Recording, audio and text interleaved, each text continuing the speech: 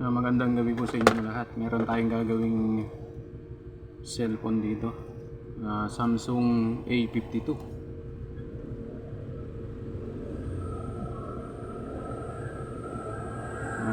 Basag po yung kanyang LCD. So ating papalitan yung kanyang LCD. Samahan niyo po ako sa aking paggawa sa cellphone na ito. Unang-una, tatanggalin po natin ang kanyang LCD, yung lumang LCD. Pinaklas ko na po yung kanyang back cover, hindi ko na pinakita sa video kasi para hindi masyadong mahaba. Papakita ko na lamang po kung paano ito palitan ang kanyang LCD. Ayan, lower natin siya. So gagamit tayo ng mga pansikwat ng ganitong mga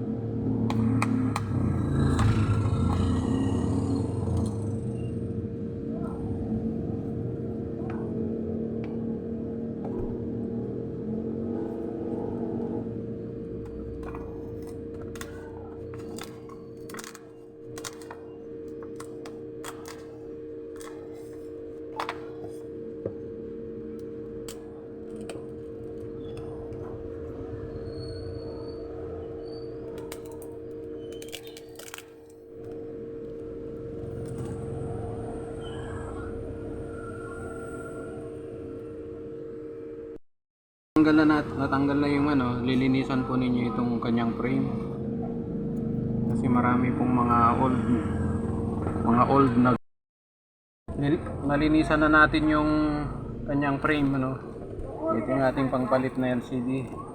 So testingin natin ito yung luma, yung basag, ito yung bago. Testingin natin siya. So para ma-check nyo kung ayos yung kanyang nabili nyong LCD i-check nyo po, kailangan ma-testing. So install nyo siya. Yan. Nandun po yung ilusot nyo po yung kanyang flex socket ng doon, kasi nandito yung socket. Ito yung sa socket dito. So ito naman kasi iba-iba yung nito. Katulad nito, itong LCD nito nakasakit lang sa flex. Meron siyang flex na nakasakit doon. So try natin siya. Sakit natin ulit yung battery. Saka natin i-on.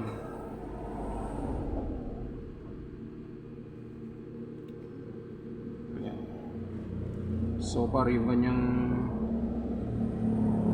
CD na order ng mayari may display. So testing na lang natin yung kanyang touch, kung ayos yung kanyang touch.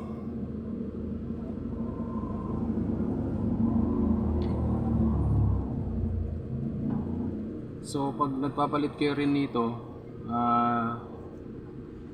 lagi kayong extra careful dun sa kanyang mga camera na hindi mahawakan para hindi madumi. So yeah.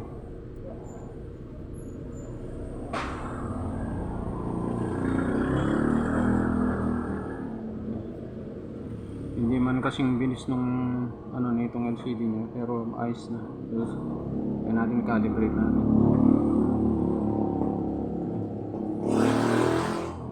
Ay, madampot.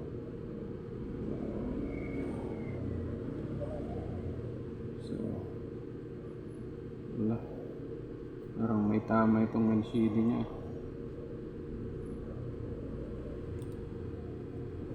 So nagkaroon ng problema dito sa LCD wire ito.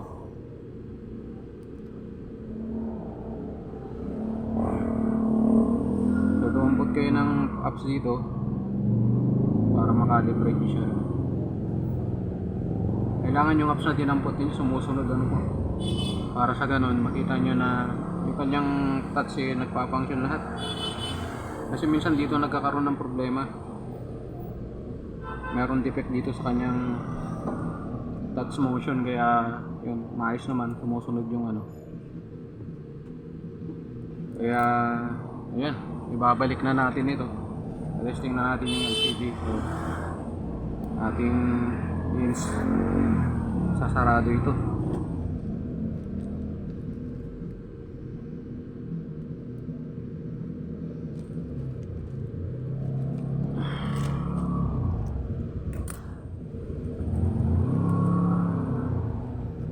Balik na natin yung mga cover. So tiyakin nyo lamang po na itong ano na ito ay nasa maayos na kanyang nandun sa spot nya. Ayan. Kailangan kasi nandun sa kanyang ano yan, para hindi ano na. Ayan.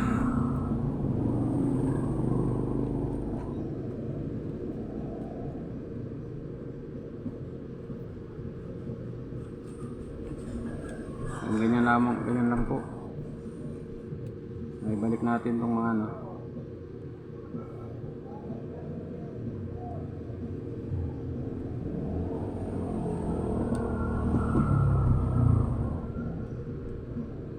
Ang teknik ko kasi dito para hindi ko madiyanan ito, inaangat ko muna ito. Yan, para ano, habang isinasarado itong ano. So ilagay na natin yung mga tornilyo.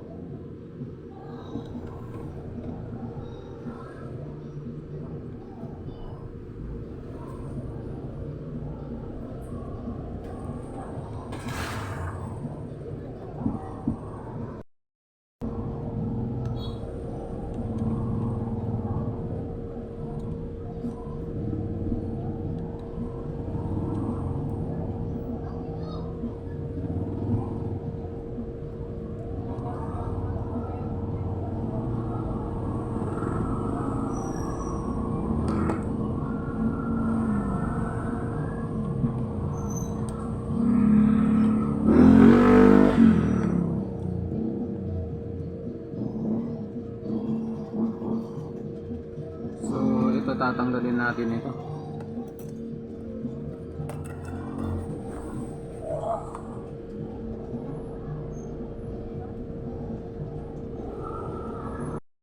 Natanggal na natin, pati ito tatanggalin natin ito, yung mga plastic dito sa mga ano.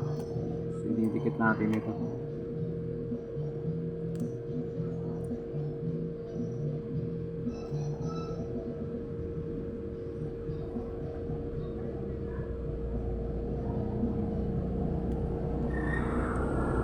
Itong nakuha niyang ano LCD na hindi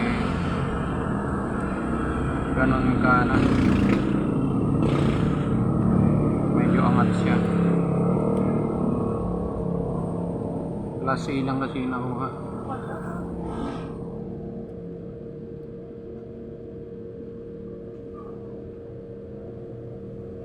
Medyo angat.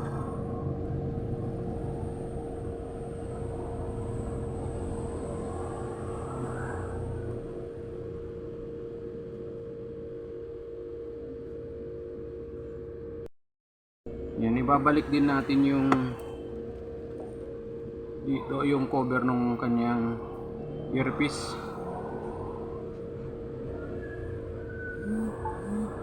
para hindi rin dudumi yung kanyang camera. Dito yung nakalagay sa bandang taas. cover siya rito to. Nakaganyan siya rin.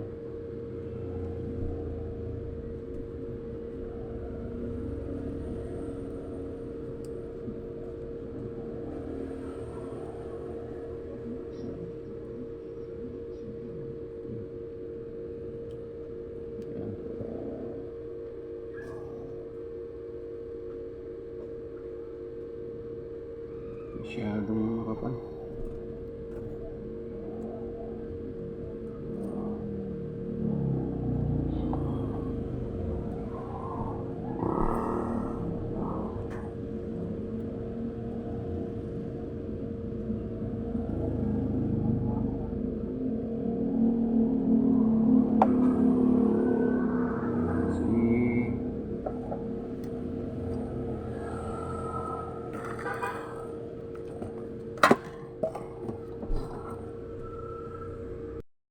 Natin yung LCD idikit na natin. So ito naman pati sa likod, so lilinisin nyo rin ito, tanggalin nyo yung mga old glue na naiwan dito sa kanyang frame para hindi siya magiging kalso pag inilagay nyo yung kanyang back casing.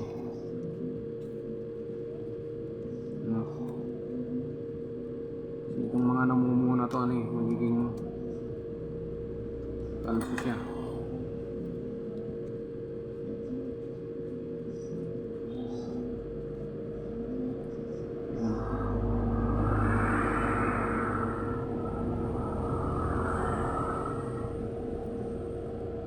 Para siyang pag ginanay mo tatanggal naman siya, para siyang libag. Ay,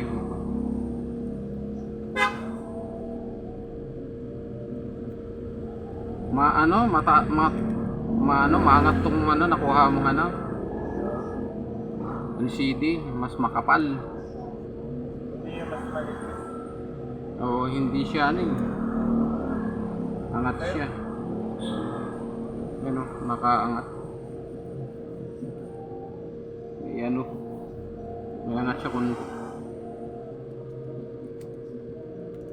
dinagdagan ko ng pandikit para oo, para yung dito matatakpan niya.